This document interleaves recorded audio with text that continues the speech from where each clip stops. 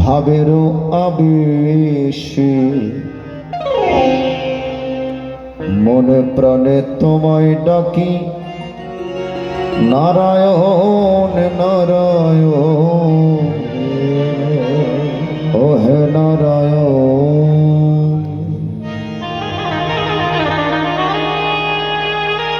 ভগবানকে ডাকতে হয় মনে প্রাণে, ঠিক কিনা বলুন? এই জন্য ভগবান আপনাদের কাছ থেকে, আমাদের কাছ থেকে কি চেয়েছেন? বড় বড় আপেল কমলা দিয়ে আগে পূজা নয়, আগে চেয়েছেন আপনার মন। একাদশী থাকেন তো সবাই? একটু হাত তুলন, কারা একাদশী পালন করেন? আগামীকাল নাকি একাদশী? বাবা, সবাই তো জানেন কি একাদশী? পাপ মোচনী একাদশী। তার মানে সারা জীবন পাপ করবেন, একাদশী থাকলে পাপ মুছে যাবে এরকম না। জেনে শুনে পাপ করলে এগুলো কখনো মোচন হবে না। না জেনে যেগুলো করে এগুলো হয়তো মোচন হতে পারে। একাদশী মানে কি? শুধু কি উপবাস থাকা আর মানুষের সাথে ঝগড়া করা? হরি বল। একাদশী মানে কি? একাদশ ইন্দ্রিয়কে বশীভূত করা। একাদশীর আরেক নাম হচ্ছে হরির বাসর। বাসর মানে ঘর নয়, বাসরের আরেক অর্থ হচ্ছে দিবস, দিন, ভগবানের স্পেশাল দিন। প্রত্যেক দিন তো ভগবানের দিন, কিন্তু একাদশী ওই দিন স্পেশাল দিন। ওই দিন একাদশী থেকে যদি ভগবানকে ডাকতে পারেন, অন্য চিন্তা না করে, কারোর সাথে ঝগড়া না করে, কারোর সাথে বিষয় কথা না বলে, বেশি বেশি কৃষ্ণ কথা, ভগবানের কাছাকাছি থাকতে পারেন। কাছাকাছি থাকা মানে ভগবানের নামের সাথে থাকা। তাহলে ভগবানের স্পেশাল কৃপা আপনার উপর বর্ষিত।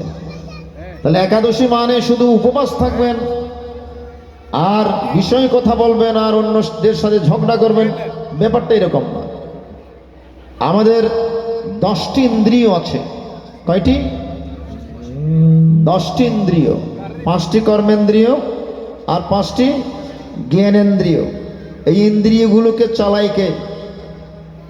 একটা আছে আরেকটা ইন্দ্রিয়ের ইন্দ্রিয়, এটা হচ্ছে মন।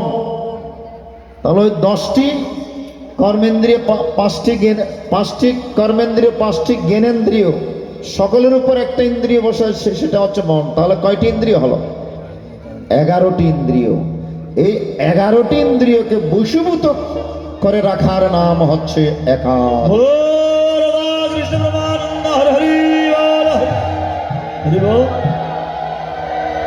সর্বদ্বারানি সংযম মনোহৃদ নিরধ্যচ মোর ধ্যান ধ্যানাত্মন প্রাণমাস্থিত ধারণ। সর্ব ইন্দ্রিয় দ্বার সংযত রাখবেন আগামীকাল। এই চোখকে বলে দিবেন, এই চোখ অন্যদিকে বেশি দৃষ্টি না দিয়ে ভগবানের দিকে বেশি বেশি দৃষ্টি না, ঠিক কিনা?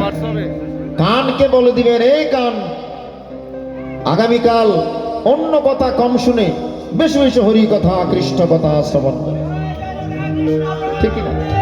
এই মুখকে বলে দিবেন, এই মুখ বিষয় কথা বেশি না বলে হরি কথা বলো, হরি কথা, ভগবানের গুণকীর্তন করো। তবেই আপনার একাদশী থাকা সার্থক হবে। এই জন্য ভগবানকে ডাকতে হয় মনে প্রাণে। যেন তেন ভাবে ভগবানকে ডাকলে কি ভগবানকে পাওয়া যায়?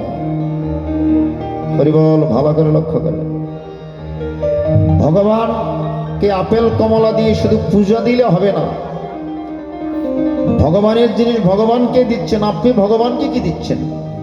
পত্রং পুষ্পং ফলং তোয়ং ইয়ো মে ভক্ত প্রয়চ্ছতি তৎ অহং ভক্ত পুরুতমস্মি।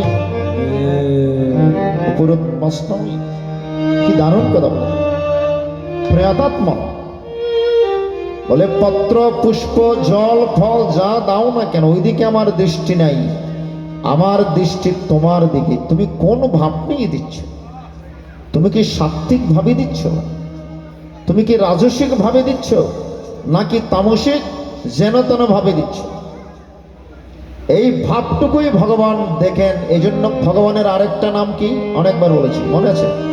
ভগবানের আরেক নাম কি? ভাবগ্রাহী জনার্দন। রাধিকাকে ভগবান এই জন্য পরীক্ষা নিয়েছেন, হে রাধে আমি তোমাকে কিছু দিতে চাই, তুমি কি চাও এই সুযোগে চেয়ে না। রাধিকে বলছেন, প্রভু আমি যেটা চাইবো আপনি সেটা দিতে হয়তো পারবেন না। ভগবান হাসলেন।